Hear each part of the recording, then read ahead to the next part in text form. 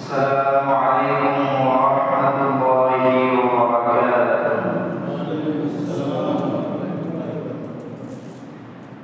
الحمد لله نحمده ونستعينه ونستغفره ونعوذ بالله ومن شرور أنفسنا ومن سيئات أعمالنا من يهده الله فلا مضل له ومن يضلل فلا تجد له وليا مرشدا ونشهد أن لا إله إلا الله وأشهد أن سيدنا وحبيبنا وطبيبنا وطبيب أرواحنا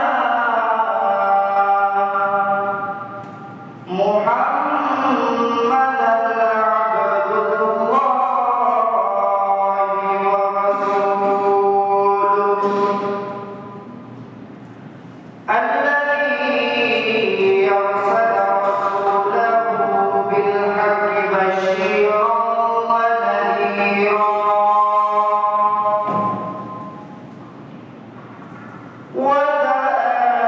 وداعيا إلى الله بإذنه وسراجا وقمرا منيرا فقد قال الله تعالى في كلامه المجيد والقرآن الحميد أعوذ بالله من الشيطان الرجيم بسم الله الرحمن الرحيم ولقد يسرنا القرآن للذكر فهل من مدكر أو كما قال رسول الله صلى الله عليه وسلم خيركم من تعلم القرآن وعلمه أو كما قال الله تعالى في شأن حبيبه مخبرا وآمرا إن الله وملائكته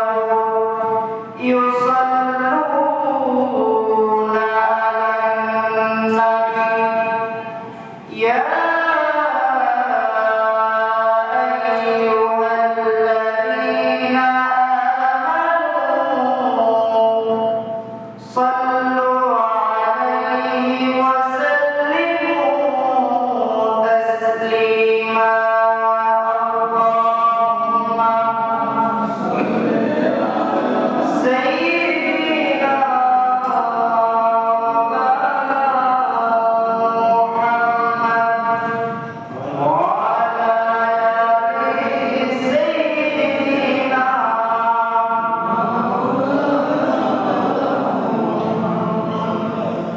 سورة يوسف بداية حكمة لقمان ما كان القرآن باري أيدين شادنا اللهم صل على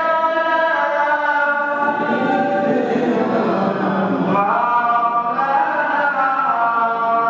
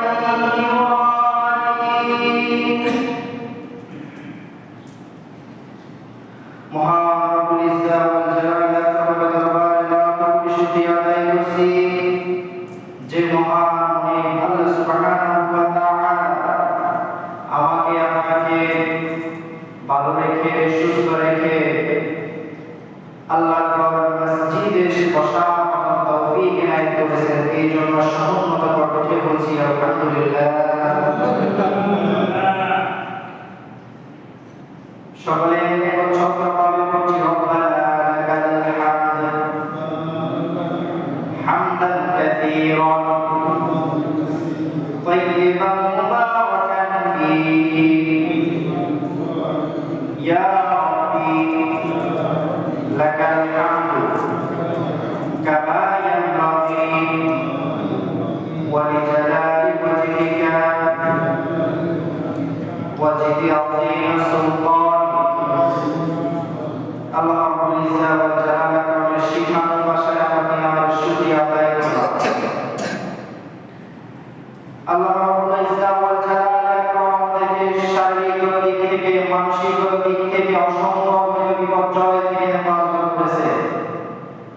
আমরা দেখেছি বেশ কয়েকদিন পূর্বে, আজ থেকে 4 দিন পূর্বে ঘূর্ণিঝড় বাংলাদেশের উত্তর জনপদকে ধ্বংস করে দিয়েছে, দক্ষিণ জনপদের অধিকাংশ স্থানকে নষ্ট করে দিয়েছে। তার তুলনায় আমার এই জনপদ অনেকটা ভালো আছে।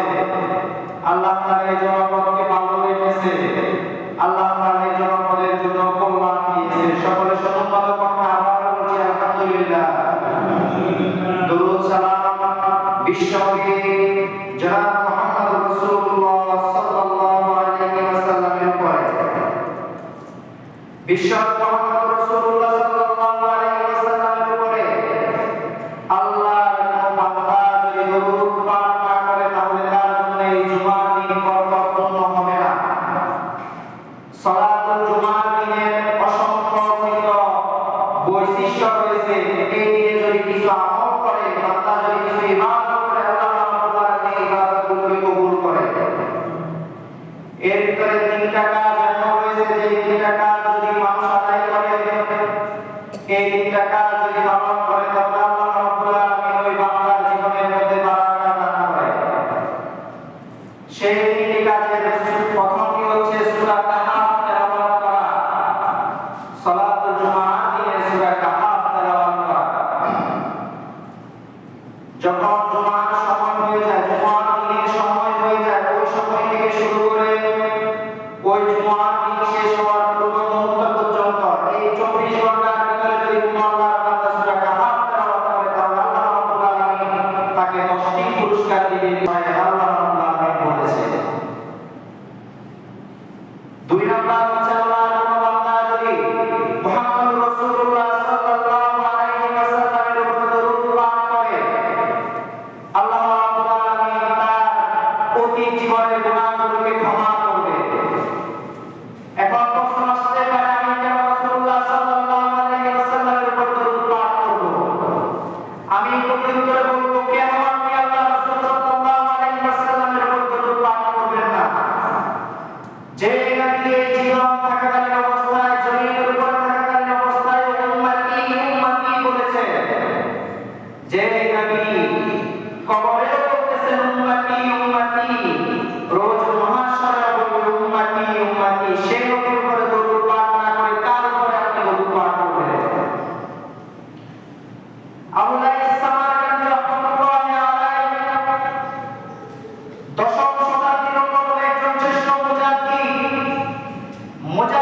ইল্লাহ আল্লাহ ইসমারকান্দি রাহমাতুল্লাহি আলাইহি বলেন, রাসূলুল্লাহ সাল্লাল্লাহু আলাইহি ওয়াসাল্লাম যখন কিয়ামতের দিন কবর থেকে উঠে আসবে, বলবে ইয়াখরুজ ইয়াদরি ওয়া ইয়াকুল, বলবে উঠবে, বলবে চিৎকার করবে, আইনা উম্মতি আইনা উম্মতি আইনা উম্মতি, হে জিবরাইল আমার উম্মত কোথায়, আমার উম্মত কোথায়, আমার উম্মত কোথায়? যে নবী তার জিন্দেগি উম্মতি উম্মতি বলে কাটিয়ে দিয়েছেন, স্বয়ং আল্লাহ রাব্বুল আলামিনের সাথে উম্মতি উম্মতি করে বান্দার ফয়সালা কমপ্লিট করবে, সেই নবীর উপরে আমি দরুদ পাঠ না করলে কার উপরে দরুদ পাঠ করব? এই জন্য সকলে সুন্নতে করতে বলছি সাল্লাল্লাহু আলাইহি ওয়াসাল্লাম। সকলের পক্ষ থেকে এখন উচ্চারিত হয়নি, সকলে বলছি সাল্লাল্লাহু আলাইহি ওয়াসাল্লাম। আজকে আমার আলোচ্য বিষয় হচ্ছে, আমি ইতিপূর্বে কোন এক সময় আলোচনা করেছিলাম কোরআনুল কারীমের পরিচয় সিরিজের ধারাবাহিকতায় আজকে দ্বিতীয় পর্ব কুরআনুল কারীমের তেলাওয়াতের ফজিলত। কুরআনুল কারীম জীবনকে যদি রাঙিয়ে দেয়, কুরআনুল কারীমকে যদি বান্দার জীবনকে রাঙিয়ে দিতে চায়, তাহলে আল্লাহ রাব্বুল আলামিন তার জন্য কুরআনুল কারীমের মধ্যে কি কি ফজিলত রেখেছে, অসংখ্য ফজিলত সম্পর্কে আল্লাহ রাব্বুল আলামিন কুরআনুল কারীমের মধ্যে বলেছেন। বিশ্ব মুহাম্মদ রাসূলুল্লাহ সাল্লাল্লাহু আলাইহি ওয়াসাল্লাম সুন্নাত নববীর মধ্যে অসংখ্য ফজিলত বলেছে। তার মধ্যে পর্যালোচনা করে আমি 10টি বিষয় বের করে নিয়ে এসেছি, যার মাধ্যমে আল্লাহ রাব্বুল আলামিন বান্দাকে বারাকা দিবেন। সর্বপ্রথম আল্লাহর কোন বান্দা যদি আল কুরআনুল কারীম তেলাওয়াত করে, আল্লাহ রাব্বুল আলামিন কোন বান্দা যদি নিজের জীবনের মধ্যে কুরআনুল কারীমের রঙে নিজের জীবনকে রঙিন করে ফেলে, তাহলে আল্লাহ রাব্বুল আলামিন তাদেরকে কি দেবেন শুনেন। আল্লাহ রাব্বুল আলামিন বলতেছেন, আমার কোন বান্দা যদি নিজের জীবনকে কুরআনের রঙে রাঙিয়ে ফেলে, আমার কোন বান্দা যদি আল কুরআন তাকে নিজের জীবন পরিচালনা করে সকাল সন্ধ্যা কোন একটি সময় কুরআন পাঠ করে থাকে, তাহলে আমি আমার বরকত দিয়ে, আমি আমার নিয়ামতের খাজানা থেকে নিয়ামত দিয়ে আমি আমার বান্দার জীবনকে আলোকিত করে দেব, আমি আমার বান্দার জীবনকে নুরানি করে দেব। কথা কি আমার নয়?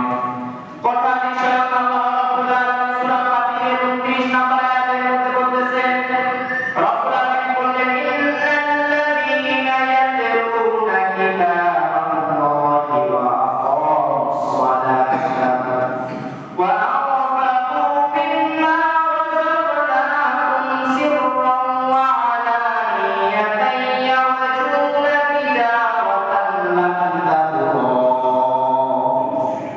আল্লাহ রাব্বুল আলামিন কুরআনুল কারীমের মধ্যে বলতেছেন, ইন্নাল্লাযীনা ইয়াতলুনা কিতাবাল্লাহি, আল্লাহর কোন বান্দা যদি কুরআনুল কারীম মোতাবেক নিজের জীবন পরিচালনা করে, কুরআনুল কারীম তেলাওয়াত করে, কুরআনুল কারীম পাঠ করে, সমাজের মধ্যে কুরআনুল কারীমের শিক্ষা বিস্তারের জন্য কাজ করে, প্রতিটি পদক্ষে কুরআনুল কারীমের অনুযায়ী নিজের জীবনকে পরিচালনা করে থাকে, কুরআনুল কারীমকে সহনীয় করে সহনীয় পর্যায়ে নিয়ে যায়। আল্লাহ রাব্বুল আলামিন বলতেছেন, যারা এই সকল কাজগুলো করে থাকে, ওয়া আকামুস সালাতা, এবং নামাজ প্রতিষ্ঠা করে থাকে, সমাজের মধ্যে নামাজ কায়েম করে থাকে, নামাজের ইত্তেবা করে থাকে, ওয়া আনফাকু মিম্মা রাযাকনাহুম, তারা এমন একটি রিজিকের সন্ধানে আছে, তারা এমন একটি রিজিককে খোঁজ করতেছে, সিররান ওয়া আলানিয়াতান ইয়ারজুনা তিজারাতান লান তাবুর, যার মাধ্যমে তারা তাদের রবের সাথে ব্যবসা করতে পারবে।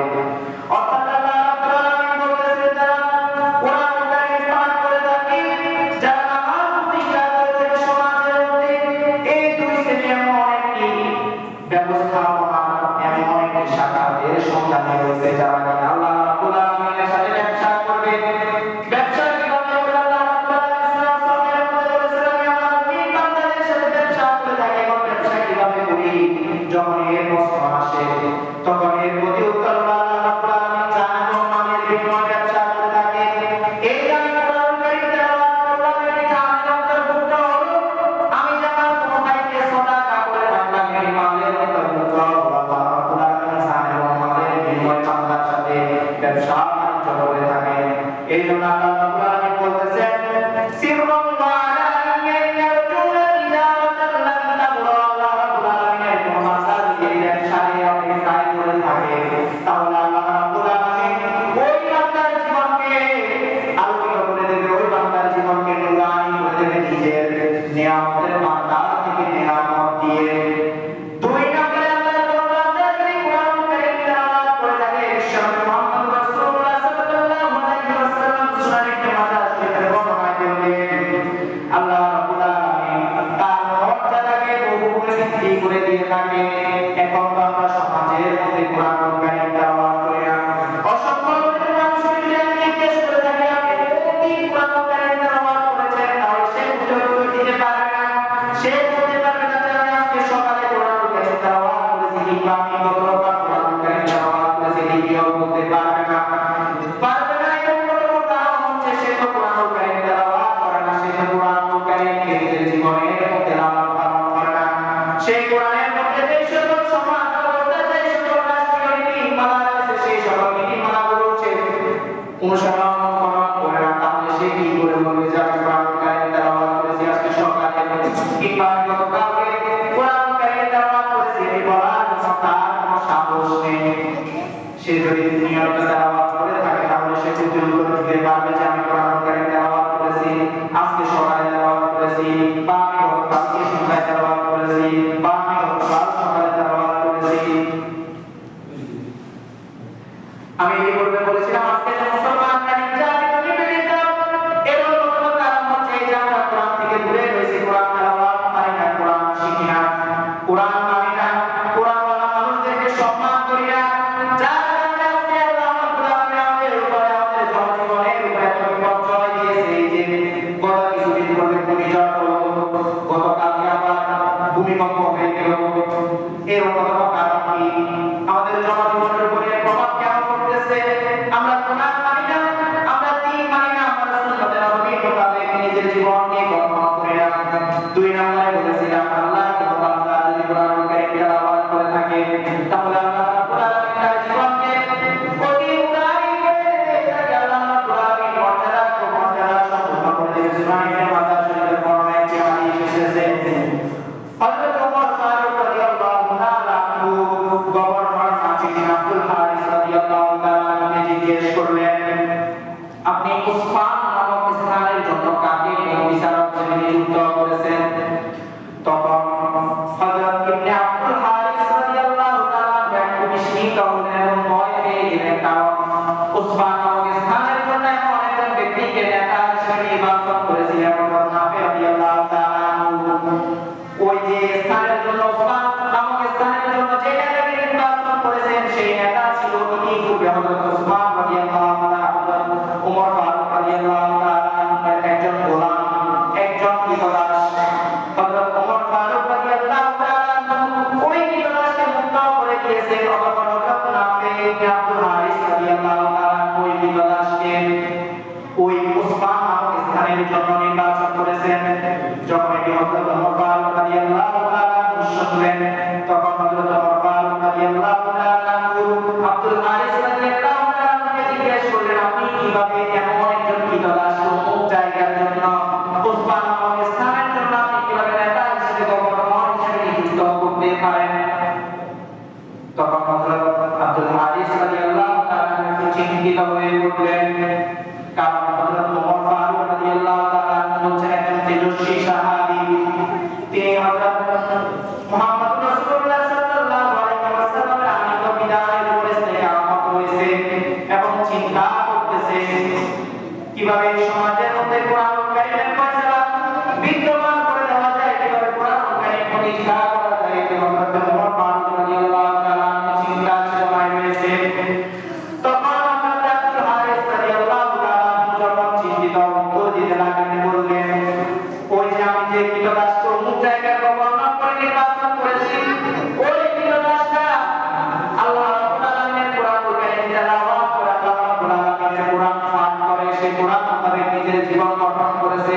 সে অতীতে আমাদের কৃতদাস ছিল ঠিক, তার সম্পদ নেই ঠিক, কিন্তু সে আল্লাহর কোরআন অনুসরণ করে বিশ্বনবী মুহাম্মদ রাসূলুল্লাহ সাল্লাল্লাহু আলাইহি ওয়াসাল্লামকে পূর্ণরূপে অনুসরণ করে।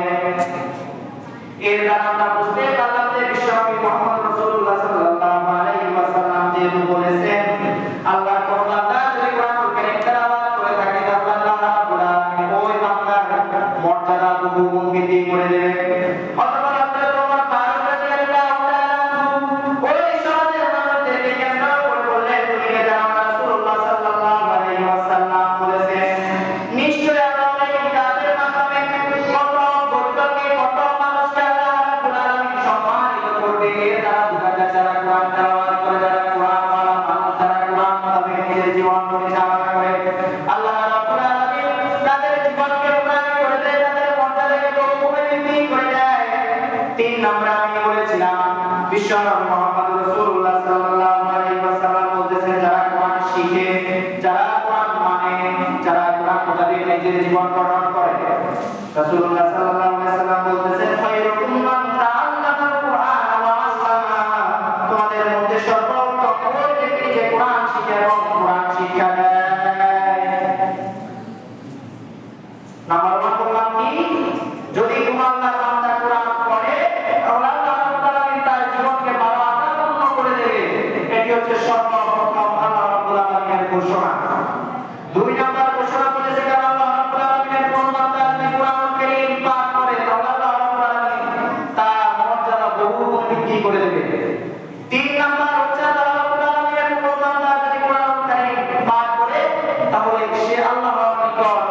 অতি সম্মানিত, অতি প্রিয়। দলিল হচ্ছে খৈরুকুম মান তাআল্লামাল কুরআন ওয়া আল্লামা, যে কুরআন শিখে এবং শিক্ষা দেয় তারা আল্লাহর অতি প্রিয় বান্দা। বিশ্বনবী মুহাম্মদ রাসূলুল্লাহ সাল্লাল্লাহু আলাইহি ওয়াসাল্লাম 14 নম্বরে ঘোষণা দিচ্ছেন, আল্লাহ রাব্বুল আলামিনের কোন বান্দা যদি কুরআনুল কারীম শিখে, কুরআনুল কারীম তেলাওয়াত করে, বিআশরিন আমসালিহা, লা আকুলু আলিফ লাম মিম হারফুন ওয়ালাকিন আলিফুন হারফুন ওয়া লামুন হারফুন ওয়া মিমুন হারফ। আমরা পড়ি না কুরআনুল কারীমের দ্বিতীয়তম সূরা, সূরা বাকারা শুরুতে রয়েছে আলিফ লাম মিম। কয়টা অক্ষর রয়েছে? চিৎকার করে বলুন, কয়টা অক্ষর রয়েছে? দেখানো বলা বলতে পারছেন না? তিনটা অক্ষর রয়েছে, আলিফ লাম মিম, আলিফ লাম মিম। আল্লাহ রাসূল সাল্লাল্লাহু আলাইহি ওয়াসাল্লাম বলতেছেন, আমি বলতেছি না যে শুধু আলিফ বললে 10 নেকি হয়, আলিফ বললে 10 নেকি হয়, লাম বললে 10 নেকি হয়, মিম বললে 10 নেকি হয়। আমি এটা বলতেছি না।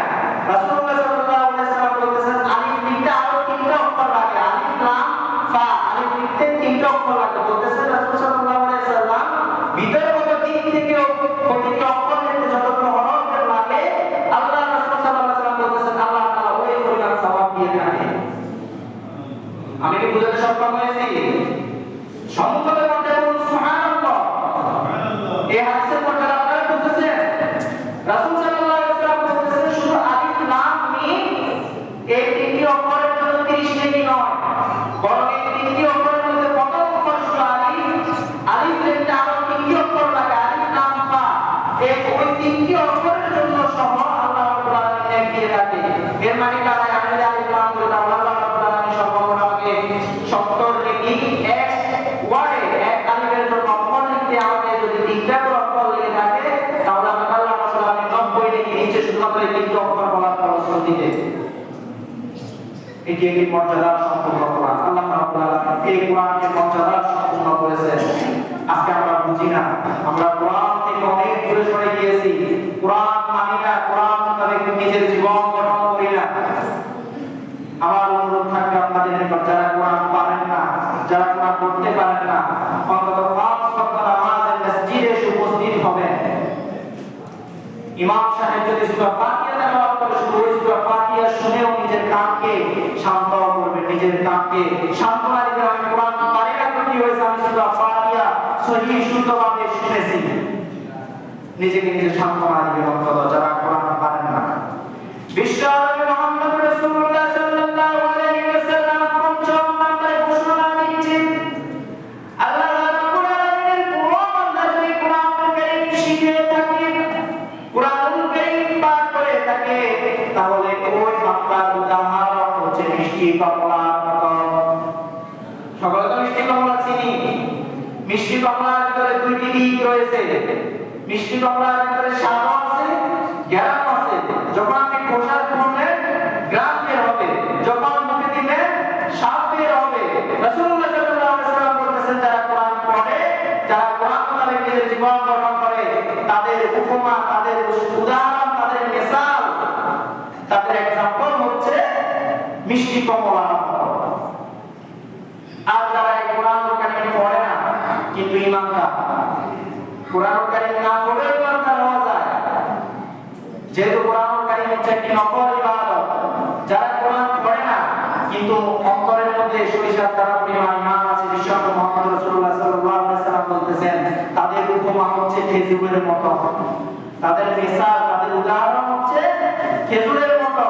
তার মানে যারা ঈমান আছে আবার কোরআনুল কারীম তেলাওয়াত করে, তাদের মিসাল হচ্ছে কিসের মতো? কমলার মতো, স্বাদ আছে, জ্ঞান আছে। আর যে কোরআন তেলাওয়াত করে না, শুধুমাত্র ঈমান আছে তেলাওয়াত করে, তার উপমা হচ্ছে খেজুরের মতো, জ্ঞান নাই কিন্তু স্বাদ আছে। আর যে মুনাফিক কোরআনুল কারীম তেলাওয়াত করে, যে মুনাফিক মনে রাখবেন সেই ঈমানদার নয়। কেউ যদি মুনাফিকগিরি করে থাকে তাহলে তাকে কালিমা পড়াবার পূর্ণরূপে মুসলমান হতে হবে। তার কারণ হচ্ছে মুনাফিকগিরি করা মানে হচ্ছে আল্লাহর অর্ডারের খেলাফ যাওয়া। এই জন্য কেউ যদি নিজের ভিতর মনে হয় যে আমার নিজের ভিতরে একটু দ্বন্দ্ব দ্বিধাদ্বন্দ্ব তৈরি হয়েছে, তাহলে আমি পূর্ণরূপে আবার কালিমা পড়তে হবে, আমাকে আবার পূর্ণরূপে মুসলমান হতে হবে। যে মুনাফিক তার ভিতরে ঈমান থাকে না, সে তার ভিতরে যদি ঈমান থাকে তাহলে সে মুনাফিকি কেন করে? সে যদি কোরআন তেলাওয়াত করে থাকে তাহলে তার উপমা হচ্ছে রায়হান নামক ফুলের মতো, যার ঘ্রাণ আছে কিন্তু স্বাদ হচ্ছে তিক্ততা। তার মানে আমরা এখন পর্যন্ত তিনটি বিষয় পেলাম, যার ঈমান আছে আবার সে কোরআন তেলাওয়াত করে থাকে, তার উপমা হচ্ছে কমলার মতো। আর যার মতো ঈমান আছে কিন্তু কোরআন তেলাওয়াত করে না, তার উপমা হচ্ছে খেজুরের মতো। আর যে মুনাফিক কিন্তু কোরআন কারীম তেলাওয়াত করে থাকে, তার উপমা হচ্ছে রায়হান ফুলের মতো, যার ঘ্রাণ আছে কিন্তু কোনো স্বাদ নাই। আর যে মুনাফিক আবার কোরআন কারীম তেলাওয়াত করে না, তার উপমা হচ্ছে মাকাল ফলের মতো, যার উপরে দেখতে পিটপাট ভিতরে সদরগা। বুঝেছেন সকলে? এই জন্য কোরআন কারীম পড়তে হবে, বেশি বেশি করে কোরআন কারীমের চর্চা করতে হবে, কোরআন ওয়ালা মানুষদেরকে সম্মান করতে হবে। আপনি কোরআন পারেন না নিন্দা করেন, কিন্তু কোরআন ওয়ালা মানুষদেরকে যদি আপনি সম্মান করে থাকেন তাহলে আল্লাহ রাব্বুল আলামিন সেই ক্ষেত্রে আপনার গুণ মান শান বৃদ্ধি করে দেবে। স্বয়ং কোরআন কারীম যদি কেউ না পারে, কোরআন কারীম সে শিখতে পারবে না নিজের জীবনে, কিন্তু সে কোরআন ওয়ালা মানুষদেরকে সম্মান করেছে, যারা কোরআনের দাওয়াত দেয় তাদেরকে সম্মান করেছে, সেই ইমামকে খতিবকে সম্মান করেছে, যে কোরআন পারলে ওরা তাকে সম্মান করেছে, কিন্তু সে কোরআন পারে না, ওই যে সম্মান করেছে ওই সম্মানটা পর্যন্ত কিয়ামতের ময়দানে আল্লাহর সাথে ঝগড়া বিবাদ করে ওই আল্লাহর বান্দাকে জান্নাতে পৌঁছে দিবে। এটি কবুল হবে, সহিহ হাদিস বলতেছি আমি। এই জন্য আমাদের উচিত হবে নিয়মিত কোরআন কারীম তেলাওয়াত করা, নিয়মিত কোরআনের সাথে নিজের জীবনকে লাগিয়ে ফেলা, কোরআন মোতাবেক নিজের জীবন করা। আর যারা কোরআন মানে না, অন্তত উচিত হবে নিয়মিত ৫ ওয়াক্ত নামাজে উপস্থিত হয়ে অন্তত ফরজ সালাত ইমাম সাহেবের পিছনে দাঁড়িয়ে ইমাম সাহেব যদি সূরা ফাতিহা তেলাওয়াত করে থাকে, ওই সূরা ফাতিহা মনোযোগ সহকারে শোনা। আর যে যতটুকু পারে অতটুকু অন্তত নিয়মিত তেলাওয়াত করার চেষ্টা করব। নামাজে হোক কিংবা বাসায় হোক, যেভাবে হোক আমরা কোরআন কারীম অধ্যয়ন করব। আল্লাহ রাব্বুল আলামিন আমাদেরকে কোরআন কারীম জীবন গড়ার তৌফিক দান করুন, কোরআন ওয়ালা মানুষদেরকে সম্মান করার তৌফিক দান করুন, কোরআনের সাথে নিজের জীবনকে লাগিয়ে ফেলার তৌফিক দান করুন। ওয়া আখিরু দাওয়ানা আলহামদুলিল্লাহি রাব্বিল আলামিন। আসসালামু আলাইকুম ওয়া রাহমাতুল্লাহি